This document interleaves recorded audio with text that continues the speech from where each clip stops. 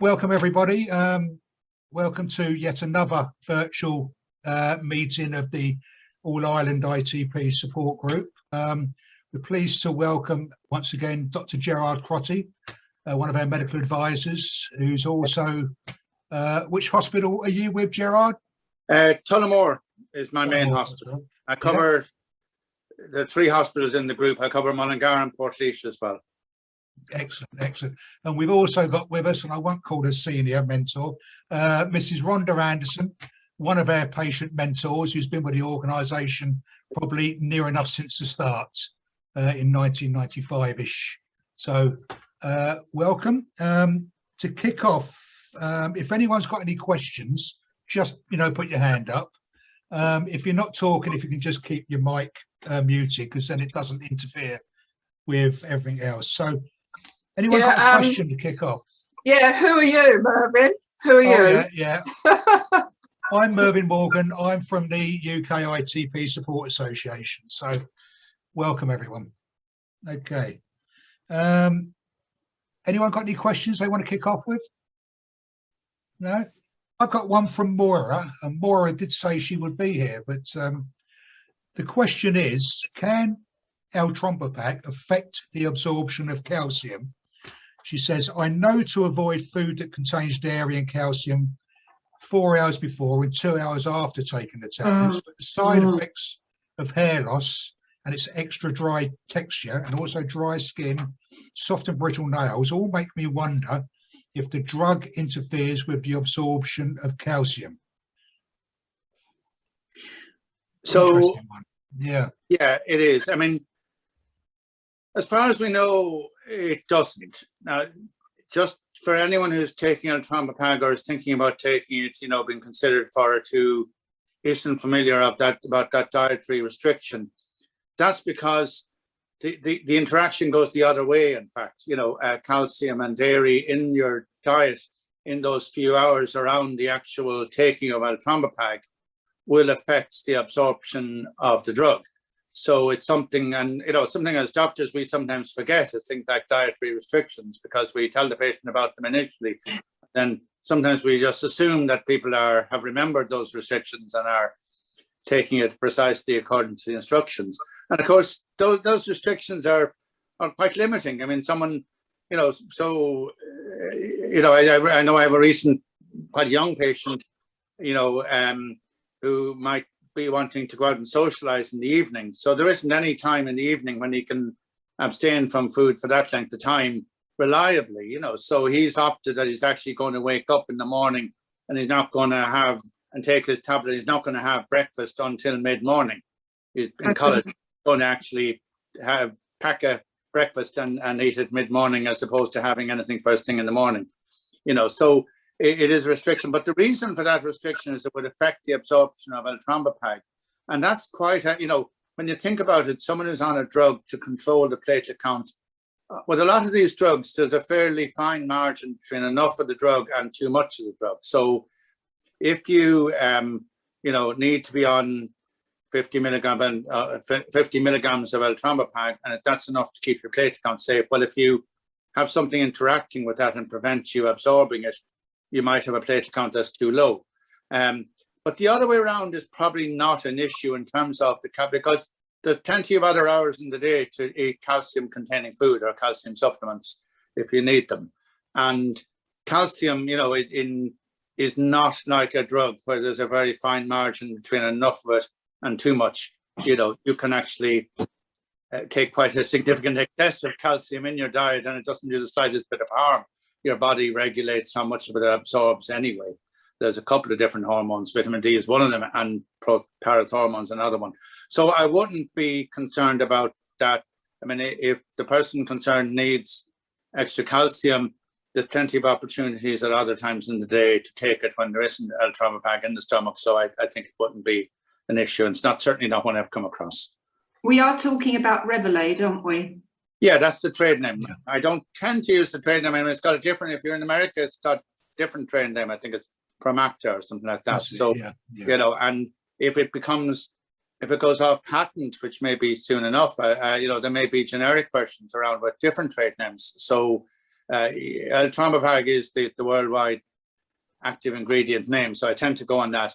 And it also, so not available in Ireland yet, but perhaps available very soon, will be Trombopag, which is another drug in the same category. And when I use the generic name, the name tells you what type of drug it is, And interestingly, Trombopag seems to be free from those dietary restrictions. So that may be one advantage, assuming it's reimbursed and paid for in Ireland. And I'm not quite sure the situation in the UK. It may be, I think it's approved in Scotland. Yeah, I did a presentation to the SMC for Trombopag about a month, 6 weeks ago. And I believe it's due to be announced in the next week. What's it called? Trombopag. Yeah, so it basically is another drug similar to L-Trombopag. So it gives us extra choice. It may have some advantages, such as the dietary restrictions or different profile in terms of side effects. So in terms of Republic of Ireland, and indeed, I don't know if there's anyone from Northern Ireland on. I'm not sure the situation in Northern Ireland, but in the Republic of Ireland, it's not yet reimbursed. But my problem with it is waking up at 6 in the morning. I find that really hard, particularly now I'm starting sleeping tablets and antidepressants. It's hard, to wake up. It is. I mean, if you're a very regular lifestyle, you can find a 6-hour gap in the middle of the day when you don't eat. But a lot of us are social animals, and you don't want to commit to not eating for a 6-hour period in the day, and then someone invites you to lunch or dinner or whatever it is, and you have to say no because you have to take your tablet during that window. So yeah, it is a restricting thing, and again, it will vary different for different people depending on their lifestyle. Any other questions, Mary? No, I mean I'm struggling with that early morning wake up, particularly if I've not slept all night, which is what's happening with me. Yeah. I know when I did the presentation along with Dr. Catherine Baggett to the SMC, one of the benefits that Catherine was saying was, one, there's no dietary restrictions, but also I believe it's less toxicity for the liver or something. That would be the other potential advantage. Again, with all these drugs, once it becomes available, the doctors will have to get some experience in prescribing. Yes, absolutely. Yeah. The license will mention certain changes in dose at certain times to achieve a certain platelet count, but there's a learning curve with getting to know any drug. But it shouldn't be too difficult with Trombopag assuming it becomes available, because it effectively does the same thing as L-Trombopag. It works on exactly the same part of the cell, and it works in the very same way, But you don't have a restriction with the calcium. Yeah, it seems to be free from that restriction. So that would be a big advantage for someone who's finding those restrictions difficult, Okay, Rhonda, you got a question? Yes, I wanted to ask Gerard. I'm muted again. It says I'm not. No, you're not. You're not muted. Oh, no. Okay. All right. I wanted to ask Gerard, is it possible to take L-Trombopag before going to bed if you've had that 6-hour, say you eat your meal at 6 o'clock in the evening, then if you're going to bed at midnight, just suppose, could you take it then? You've got the 4 hours. Yeah, absolutely you could. The problem is, someone invites you out for a snack or drinks or, it depends on your lifestyle, really. If you know that you always have your dinner at 7 p.m. and you go to bed at midnight, that's fine. That's no problem. And then late at night might be a very good time to take it. But it depends. If you frequently go out to social events where you might be eating late in the evening, then that's going to play havoc with that. You might like turning down those invitations to go out in the evening. Yeah, but it is a possibility. It depends on your lifestyle and what you enjoy doing and when. And again, what you want to try and do is find the time in the day when you can reliably do do it every day. I suppose, at the end of the day, if you mess up one day in the week, it's probably not going to have a huge impact on your platelet count. So I suppose, you could work around it. But you do have to try and plan when you're going to take it at a time that's going to be as good as possible with those restrictions. So what about some other alternative that would be giving you the same effect but not having the dietary restriction? What would that be? Well, as we were just saying about this new drug that will hopefully be available, avatrombopag, which is taken in the same way as oral. There is, of course, already an alternative in that there's the injectable agent, a once-weekly injection of ramiplastim, which does involve attending somewhere where you can receive the injection. And so that, if you have to go to a hospital day ward for that and you don't live near it, well, that's a bigger imposition probably on a lot of people. But that is an alternative at the moment. Of course, there are, all the drugs we're talking about are second-line treatments for ITP, and there are alternatives. Rituximab, immunosuppressive agents, and it's going to be different for different people as to what's going to work best for them. But the what we call the TPO-RAs, that's both eltrombopag and ramiplastim and avatrombopag, when and if it becomes available, work on stimulating the cells in the bone marrow to make more platelets. And that type of drug, that class of a drug, is for most people is the most effective second-line agent. Certainly the trials have shown the highest response rates, but those types of drugs stand for other drugs. So there are lots of other drugs. I mean, years ago, before we had these drugs, we used drugs like azathioprine, cyclophosphamide, cyclosporin, mycophenolate. The problem with these immunosuppressive drugs is mainly that they don't work all the time. They may only work maybe somewhat less than 50% of the time. So some people will take them possibly for a few months and then find it has really not made any difference to their platelet count. Okay, thank you very much. Thank you, Rhonda. Okay. Margaret, you got a question? I'm on 75 milligrams of eltrombopag now at the minute, and I don't know whether it's a side effect of the drug or whether it's sleep deprivation or what it is, but I have found that my mood is very low, particularly over the last 4 to 6 weeks. And I'm just wondering with eltrombopag. I'd be interested to hear if anyone else has that experience. It's not something I'm aware of as being a common side. I mean, the problem is when drug trials are done, feeling tired, feeling low, whatever, is a common human condition, I suppose. So there will be some cases of that. Whether it's directly related to the drug is harder to pin down. It's not prominent as a side effect.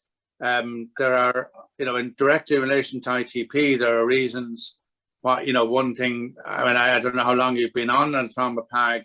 Also, were you on steroids recently? Have you come off steroids? This can have an effect on your energy levels as well. And then fatigue, not so much feeling low, but feeling fatigued is actually a symptom of ITP that many patients experience. And it doesn't always correlate with the platelet count. I mean, some people do say they feel more fatigued when the platelet count has gone down, but other people feel fatigued and it doesn't seem to relate directly to the platelet count. So it's hard to actually work it out in some cases, and hard to actually decide change in treatment could be needed. So, I mean, I'm not directly aware that eltrombopag causes feeling low in terms of feeling a low mood. I'm not sure, is anyone else aware of that being reported? Yeah. Okay. Yeah, I mean, certainly, it'd be worth looking at the time, seeing, can you, arrange that you do have that, because we all do vary in the amount of sleep we need. But in general, humans in general need between 7 and 9 hours sleep. And you probably know yourself which end of the spectrum you're at. So, you know, I suppose if you are waking up at 6, you probably just need to make sure your bedtime is early enough that you have enough time to get enough sleep. That could be one factor. Maybe explore taking the tablet at a different time of the day. You know, the other thing is, I think a couple of people mentioned steroids there. Steroids, I mean, when surveys have been done of patients with ITP and indeed other conditions for which steroids are used, including some of the blood cancers I treat, the side effects that people have with steroids can be very considerable, and they include quite significant effects on the mood. I mean, sometimes steroids can actually provoke you know, in the extreme case, can actually bring about a clinical psychosis, particularly with high doses of steroids. So it could be that recent changes in steroid dosage, coming off steroids or whatever is a factor as well. You know, I mean, and the trend with ITP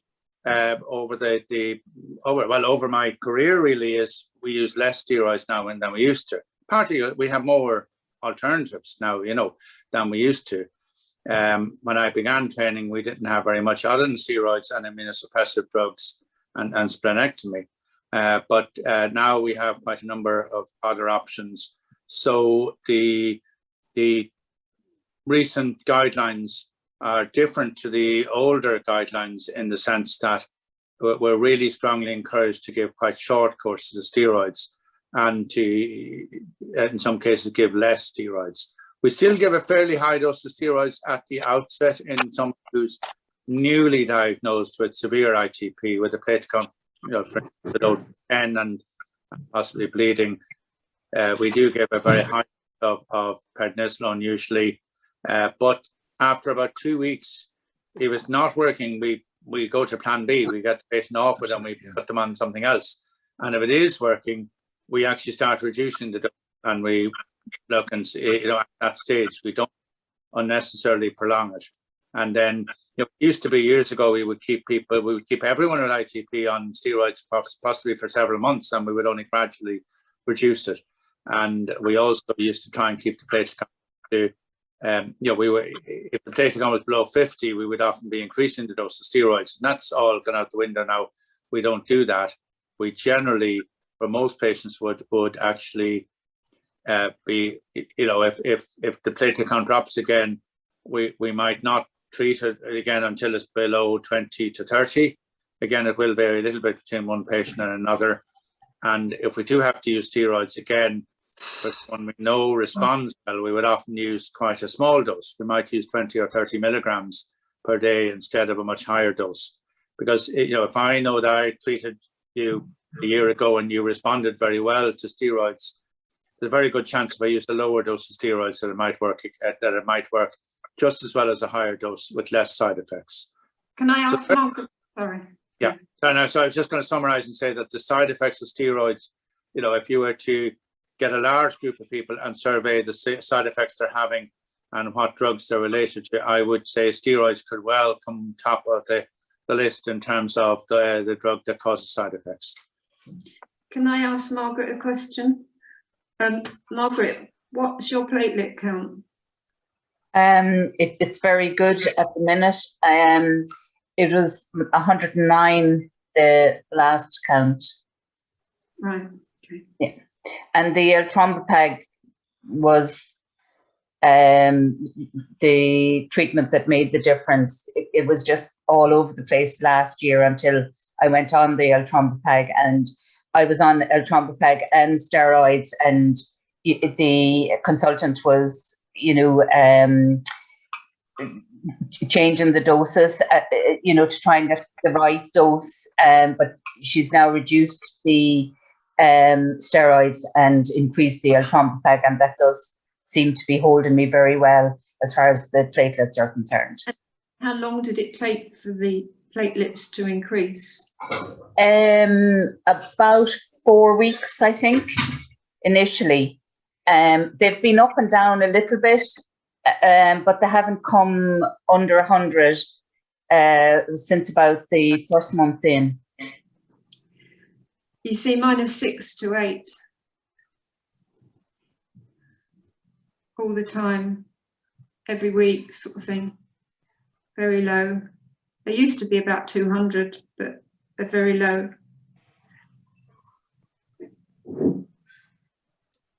Okay, obviously people's experience varies in terms of, and he is for many patients, it's a somewhat unpredictable condition. You can have periods where your platelet count is and your well-being is excellent, and your platelet count is maybe not totally normal, but functionally normal. I mean, above, for most purposes, anything above 50 is compatible with even quite rough and tumble activities, or even many types of surgery.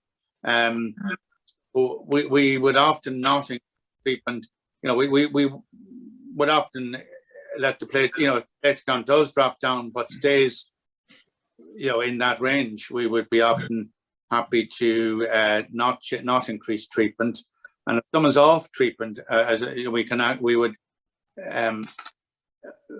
very often not restart treatment unless it's down below 20 to 30. There are exceptions. If someone is on blood thinner, if someone has a regular heartbeat, for instance, and they need to be on a treatment dose of blood thinner, then we would really be very keen not to have the platelet count go very much below 50. So we would step in quicker with treatment. If it's heading below 50, we'd probably increase the background treatment, or if they're on no treatment, restart some treatment. So it will vary for different patients. But it's sort of an unpredictable condition. We have patients who have been going along fine for years, and then they have a relapse, and then they get treatment, and we think, oh, they're going to be fine for years again, and then a month later they have another relapse. So it can be extremely unpredictable in some cases. Some patients, and other patients have relatively little trouble, or some patients have just mild ITP that don't need much treatment, maybe only very occasionally, and it remains mild. So it's not a one-size-fits-all disease, certainly by any means. What we found, on these meetings is that every person is individual. Every person's ITP is different. What works for one patient not necessarily works for another patient. And I'm sure, like Rhonda would say the same. Every meeting we have the same comments coming out, our Tromba pack worked for you, but it didn't work for me, or something like that. So, it's a case of the haematologist trying as many options as possible, which is why it's good to see that we've got these new treatments coming on stream, as like Tromba pack. So, it's another item in the toolbox, a haematologist can use. So, Rhonda, you got your hand up. Yes, I have. I wanted to ask Jared, really on behalf of Mary, if I may, if you're taking something like Eltrombopag, I mean, I was too early on to have any of these new age drugs, really. I was way back in 2000 and had a splenectomy. But if you're getting a consistent low platelet count with a treatment like Eltrombopag, how long would you try it before you said, well, in actual fact, the treatment isn't doing a lot of good, perhaps we should stop it and either try something else or let the patient not have a treatment for a while and, watch and wait?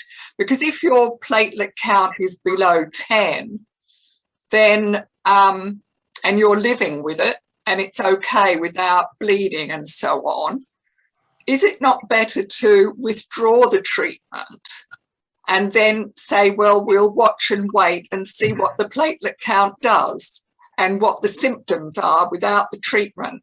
How would you handle that, Jared? Well, I think that I think, first of all, just directly asking, in terms of the TPRAs, whether it be Ramiplastim or Eltrombopag or Avatrombopag, they work by stimulating the cells, the megakaryocytes in the bone marrow that make platelets. So they always take about 7 to 10 days before you really see an effect. So when you increase the dose or start them afresh, you would wait in practice, clinics tend to be weekly, so you wait really 2 weeks between clinics. You know, you make sure the patient taking it 2 weeks or close to 2 weeks before you say that dose isn't enough. And if it's heading in the right direction, you might well continue the same dose and wait a bit longer. But if there's no improvement at all and the platelet count, if it's below 10, after 2 weeks, you could increase the dose, because you're going to very soon hit the maximum recommended dose then. And again, it's going to be different for different drugs. So it depends really. I mean, if the patient is having a lot of bleeding symptoms, I think, you know, one of the things we do tend to get very hung up on platelet counts. And you're absolutely right. They're not the be all and all of everything. The only reason we measure platelet counts is so that we can try to diagnose why someone is bleeding or be able to treat them and prevent them bleeding. But there isn't a perfect correlation between bleeding and platelet count. And some people will do absolutely fine with a very low, what seems to other people, a very low platelet count. On the other hand, it depends on lifestyle. I mean, a patient of mine recently is, I don't think he's competing at Olympics level or anything like that, but his hobby is boxing, and that's what he wants to do. So clearly, you're not going to accept a platelet count of 10 in someone who's if they're going to continue boxing. So you really want a platelet count significantly above 50 for that activity. Given that's an activity, the aim of which is to injure the other person's head. So let's be frank about what boxing is. So you know, so you're going to have to individualize it to the patient and their lifestyle and also their current symptoms. A bit of bruising is one thing, but any sort of bleeding or bruising on the inside, you know, the mucous membranes, like the inside of the mouth or the nose, that's called wet purpura, and it is thought to be a higher risk for actual serious bleeding. And, you know, there is a risk of serious bleeding. I mean, there is a small risk of bleeding inside the head, intracranial hemorrhage. Actually, serious bleeding is a little more when we used to think ITP is a disease of the young, and certainly it presents at any age, including quite young children who get acute ITP, and that's really beyond the scope of this meeting, I guess. But in fact, it's older people actually seem to be at a bit more risk of a serious bleed because their blood vessels, you know, if you're 70 years or 80 years of age, your blood vessels are not in such pristine condition as a teenager. They've got, you know, a bit like your skin they've got a few marks and wear and tear on blood vessels. So a spot on a blood vessel that's going to bleed is actually a more likely thing when you're much older than when you're younger. Of course, other risk factors such as drugs like anticoagulant drugs and so on are more of a thing with older people as well. So there isn't any one answer to the question you asked, Rhonda. I think it's probably less common nowadays I mean, before we had the TPRAs, we had the surgical option, which you availed of, or we had drugs, which in many cases had a response rate of 30 or 40%. Even rituximab, which is probably a little bit better, still only has a really long-term response rate of maybe 25, 30%. So, you know, sometimes you tried a number of options and nothing seemed to work, and you had to accept quite a low platelet count. I think with the number of choices we have today and with the TPRAs that have very high response rates, that's a much less common thing. So most patients will find something that does work. Yeah, well, personally, as a patient, if I were in the position, which I'm obviously not, but if I were in the position of taking a drug which wasn't actually increasing my platelet count and I didn't have any symptoms, I would be asking to come off the drug, because I don't think there's any point from a patient's point of view of taking a drug that isn't actually being effective. So therefore, I would be asking to have a bit of a drug holiday and see what happens for, you know, an agreed amount of time, say 4 to 6 weeks, and then review whether it was a good idea to try another drug. But also, I mean, I do know Mary a little bit. I have been in touch with her, and without giving any confidences away, Mary, you do have a complicated case. So I think that in actual fact, you also have to take into consideration any other things that a patient might be dealing with in their medical life, as well as their emotional life. I mean, Mary's mentioned her bereavement, and I'm very sorry to hear about that, Mary. But the thing is that all of these things come into play, and so any other comorbidities that you may have may also be playing into the fact that you either have ITP because of them, or that in fact the ITP is being another thing which is being difficult to treat because of the other thing. So that's, yeah, without going into detail on that, I mean, that is thought to be an autoimmune disease, so it's a more complicated situation. I think I think Rhonda is quite right that if you're on a drug and it's not working, definitely ask that question. And there may be a tendency, you may not always be seen by the most senior person on the team.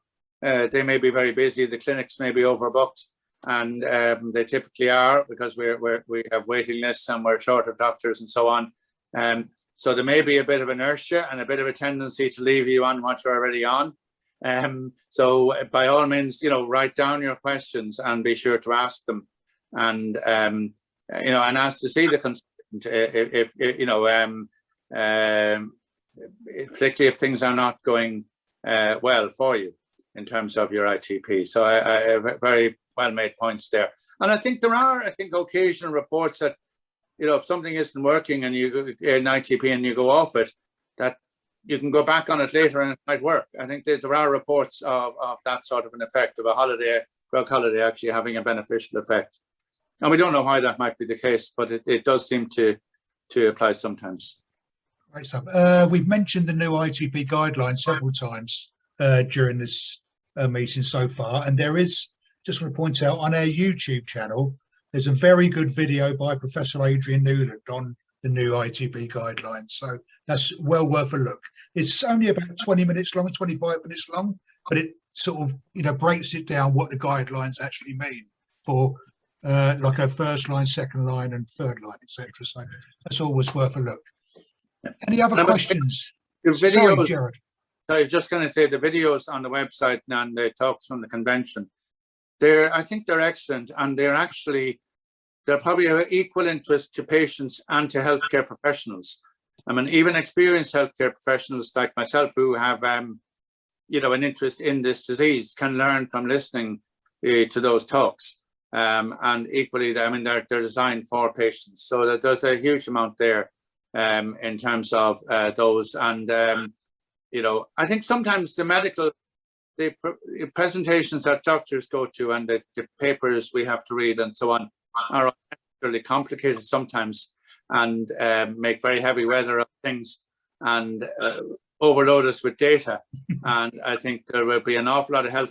So, I mean, your own GP or your, you know, other healthcare professionals involved in your care might well benefit if they logged on to the website and looked up. Now, obviously, the problem is ITP is quite a rare disorder, and in terms of, I mean, it's well known to your hematologist, but in terms of conditions that your GP treats, is probably number 300 and top conditions he treats. So there's enough, he or she has enough lot of other conditions to worry about before he gets around to thinking about ITP.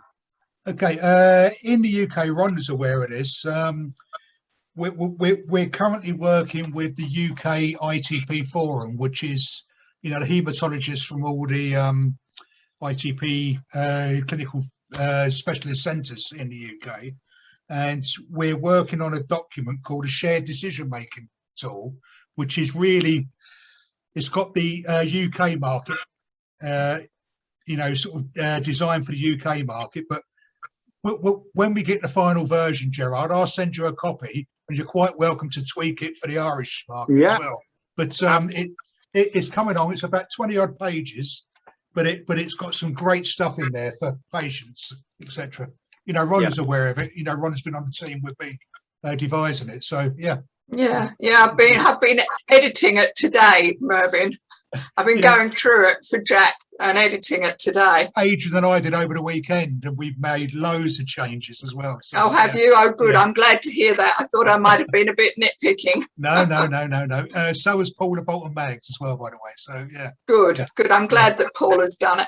Paula, one of our advisors in the past, she was obviously a haematologist, very well known in the north of England. You know her, don't you, Gerard? You know Paula? I don't really know her personally. Yeah. Yeah. And she, very unfortunately, she had breast cancer. And when she had breast cancer, she realised what it was like to be a patient on the other side of the desk. And she came through with a lot of very interesting points about how doctors, could improve their relationship with patients and to do more shared decision making. And so she was involved in that. I was just wondering if any of these other people who've come on have got any questions. Peter, Owen, Jill, you got any questions? No? Gay, you got any questions? No. Wow, okay. You don't have to ask any questions. The other thing, just to go further on that, I mean, ITP is a rare disease, and it's also, in most adults, it's a chronic disease. You have, you have it for a year or more, or often many years on and off in many cases. So, and of course, it's all about the patient. I mean, it is, at the end of the day, the aim of the exercise is for the patient to have a productive and healthy life and feel well and be able to do the things they want to do, not to achieve a certain platelet count on a lab report. That's just a means to an end. So, and very often, because it's a rare disease, the patients are experts in many cases. The patients or their carers can often be experts, and in some cases will know more about the condition than the doctor sitting opposite them in the clinic or on the phone for a virtual clinic. So I think it's an example of a condition where shared decision making is absolutely critical. And I've mentioned some of the ways why aiming for a particular platelet count or a particular treatment in one patient might not suit another patient, because it's very dependent on things including the lifestyle of the patient and the other risks the patient has, other conditions the patient has, and their wishes. Okay, Owen has just put a good point on there. He said he's good, but he's had ITP for 11 years, no treatment for the last 5 or 6, which goes in line with what you were saying, Gerard, about basically, treating the patient, not the number. Yeah. And he can't honestly remember when he last had treatment. First referral into the Irish healthcare system. He's transferring from Northern Ireland. Is that right, Owen? Yeah. I know I'll get you to speak. Yeah, that's right. That's right. Transferred for work to probably 4 years ago, and I basically have been ignoring ITP and getting bloods done every year, 18 months or so. Generally everybody panics and then they all settle down again. So when a new lab or a new GP sees all this stuff, they get all very panicky, but they're coming into line with my way of thinking. Okay, can I ask what your count is, by the way? High teens to low 30s. Okay, because on these calls we have loads of people who live a very normal, productive life, bouncing around 20 or 30, etc. They play the odd game of golf, and they're happy, and no treatment whatsoever. But it would be different if you played other contact sports, rugby or something like that. Then you would need some medication. Yeah. but that's good to hear. So, And I Yeah, think well- at Sligo, there's 2 excellent hematologists in Sligo, so you'll be looked after well there. That's good to know. great stuff. Great stuff. Uh, Any other And questions? we all know anyone? each other. I mean, hematology in Ireland, it's a very small world, so we all know each other, so it's, but an ITP is one of these conditions that I think certainly in maybe in some of the larger hospitals, they might have decided that all the ITP patients go to 1 or 2 doctors, but in general, that's not the case. And ITP is it's a relatively uncommon condition, and basically every hematologist would see a few cases of it. Okay. I've just got a quick question, Gerard, and I must say it's a blessing to be on one of these calls. And so far, we're 47 minutes in, and we haven't heard the word COVID yet, which is brilliant. But I've started getting a couple of phone calls from ITP patients who've had both doses of the vaccine. One's had Pfizer, one's had AstraZeneca. And for various reasons, several weeks after they had the second dose, they've had antibody tests and they have come back negative. All right. Antibody. Have you heard of that at all in Ireland, or? Well, I think there's a number of things to unpack there, I guess. So first of all, I think regardless of whether you have ITP or not, you should get the COVID. If you haven't had the vaccine already, you should get it and get fully vaccinated if at all possible. There are rare cases there are certainly cases where the vaccine can cause the ITP to temporarily get worse, the platelet count to drop. And we've known that for years, actually. It's been well recognized that influenza vaccine can cause a drop in the platelet count. And I think the reason we're seeing a little more of this is simply the fact that we have had an absolutely unprecedented vaccination campaign with practically the whole adult population getting, in most cases, 2 doses of a vaccine. And this stimulates the immune system, and in some patients with ITP, it will cause a drop in the platelet count. There have also been a few cases where it's thought that actually ITP has presented for the first time following the vaccine. And of course, in some of those people, they weren't sick beforehand. They may not have had it for years beforehand. So we actually don't know whether they had it for a long while and didn't know about it, or whether they developed it shortly after the vaccine. To go on then to the question you asked about about antibody response. So I suppose the first thing is to say that we don't routinely measure antibody response. Certainly in the Republic of Ireland, it's not part of our testing to measure the antibody response to COVID vaccine. We're just focusing on getting everyone vaccinated. There are a number of reasons why someone might have a poor vaccine response, but the test you're talking about is an antibody test. We know that vaccines cause 2 different types of immunity. They cause antibody response, but they also cause a T cell response. And it turns out that the test to measure T cell response is incredibly complicated to do, so no one does it. So, so you're only measuring one of the arms of the immune system. It also so someone might have, it's probably a bigger problem for patients with different diseases. I mean, hematologists treat a lot of patients with blood cancers. And we know that patients with blood cancers and leukemias can often have a low antibody response. And that's partly due to the blood cancer, but it can be due to the treatments. And those treatments would include, there's one treatment that would be in common with ITP, and that's rituximab. So rituximab is an antibody against B cells, and B cells are the cells that ultimately produce antibodies. So if a patient with ITP has had rituximab anytime in the last couple of years, then there's a good chance it would probably impair their measured antibody response. That's come up several times, actually. But that's one reason why those people have a poor antibody response. But there are other reasons. People, as they get older, elderly people have a weaker antibody response. It doesn't mean the vaccine hasn't worked. The purpose of the vaccine is not to actually get a measurable antibody response. It's a bit like the purpose of treating ITP is not to get a measurable platelet count of a certain amount.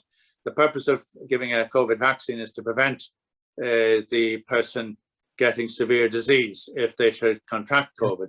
So it's quite possible there might be no very measurable antibody response on a particular antibody test. And I don't have any experience with these tests because we don't routinely do them, and still be protected against severe disease. So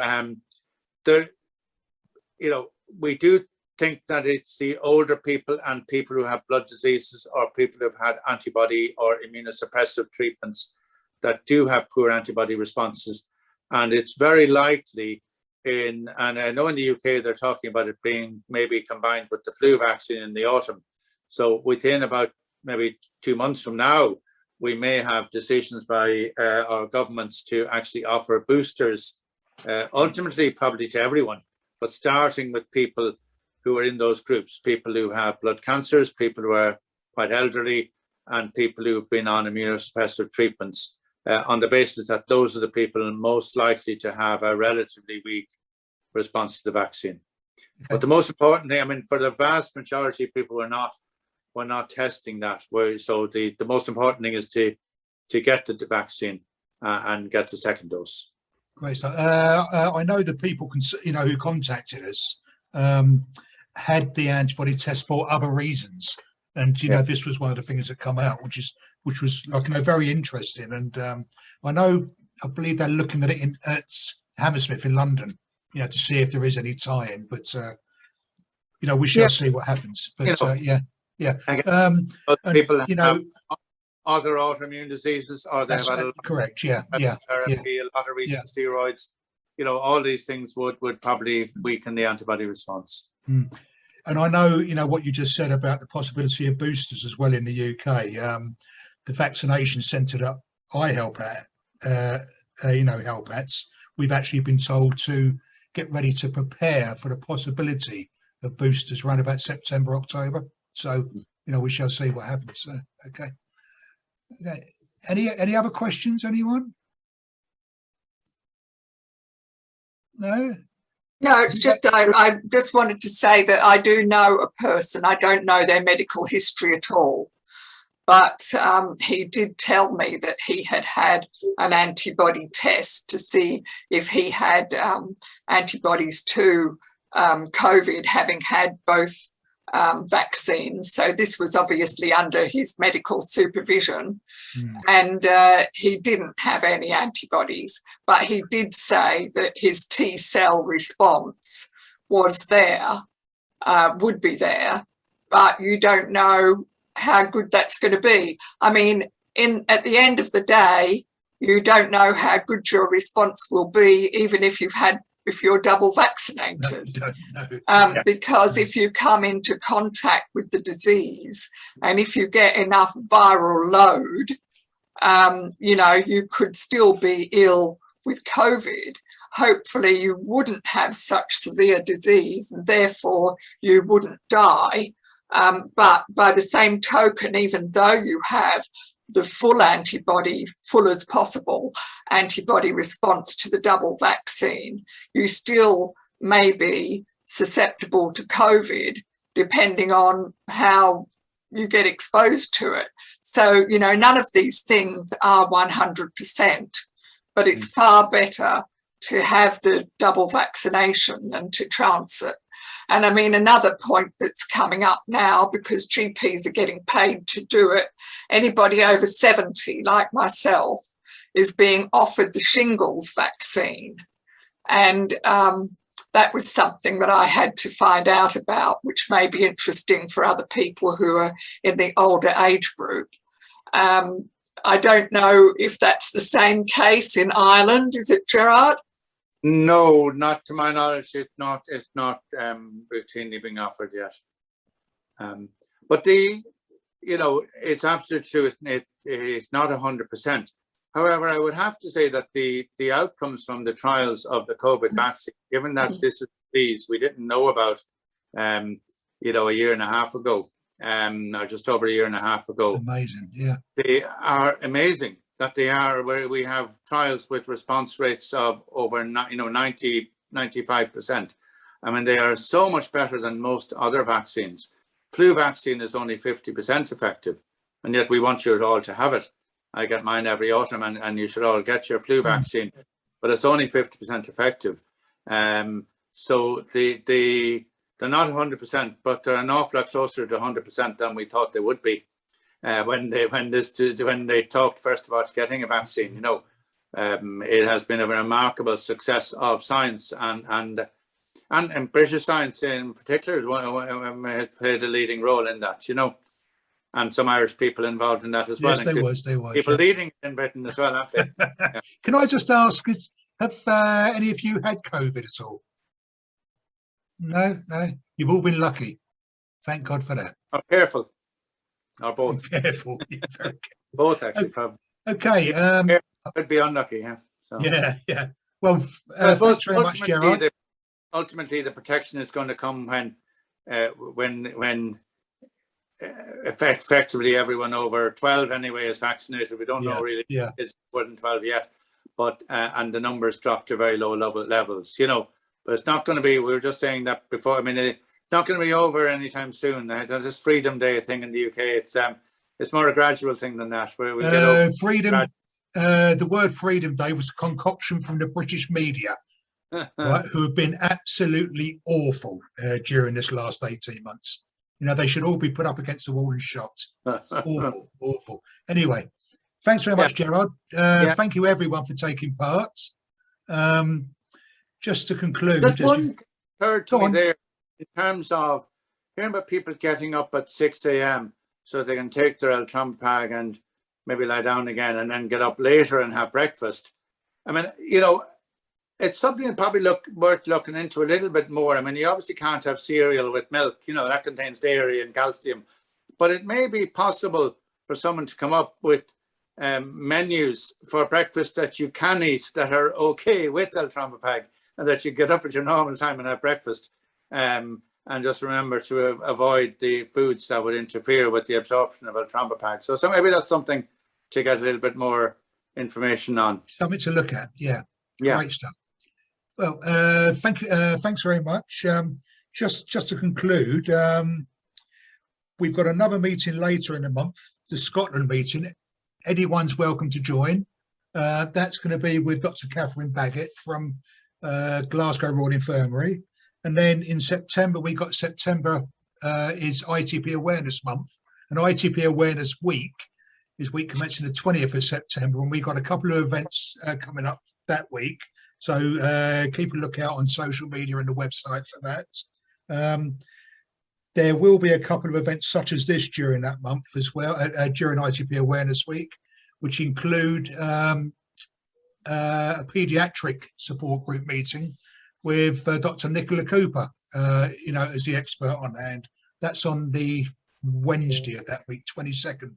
So anyone's welcome on that. So thank you very much. Hopefully we'll have another one of these before the end of the year. You know, the Zoom meetings are working. You know, we've had quite a few this year now, and I think we'll be having quite a few in the future. I think it's going to carry on for a long time yet. Thank you, everyone. Thank you. Take care. Thank you. Thank you. Bye-bye. Thank you. Bye-bye. Bye-bye. Thank you. Well.